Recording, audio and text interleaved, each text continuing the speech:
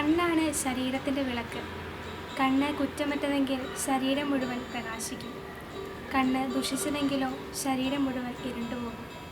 വിശുദ്ധ ലൂക്കായുടെ സുവിശേഷം 11-ാം അധ്യായം 34-ാം തിരുവചനം. പകൽ സമയം ആരെങ്കിലും വിളക്ക് കൊണ്ട് നടക്കുമോ? നമ്മുടെ കണ്ണൊന്ന് അടച്ചു നോക്കി. ഇപ്പോൾ നാം മുഴുവൻ ഇരുട്ടിലായില്ലേ? ഇതുകൊണ്ടാണ് കണ്ണാണ് ശരീരത്തിൻ്റെ വിളക്ക് എന്ന് പറയുന്നത്. നമ്മുടെ കയ്യിൽ വിളക്കുണ്ടായതുകൊണ്ട് മാത്രം കാര്യമില്ല. ഇടയ്ക്കിടയ്ക്ക് കയ്യിലെ വിളക്കിൽ പ്രകാശമുണ്ടോ എന്ന് കൂടി നോക്കണം. ജീവിതമാകുന്ന നമ്മുടെ യാത്രയിൽ കല്ലും മുള്ളും കുണ്ടും കുഴിയും ഉണ്ടായേക്കാം. എന്നാൽ നന്മയെ നന്മയായും തിന്മയെ തിന്മയായും തിരിച്ചറിയാൻ ദൈവം നമ്മെ സഹായിക്കും.